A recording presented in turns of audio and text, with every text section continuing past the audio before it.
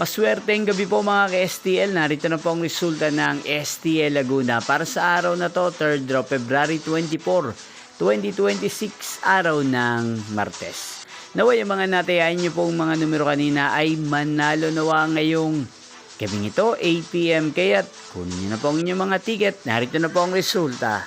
Para po sa STL Laguna, 3rd draw result, February 24, 2026. 8 PM. Ang mga numerong nanalo, 11 at 4 in exact order.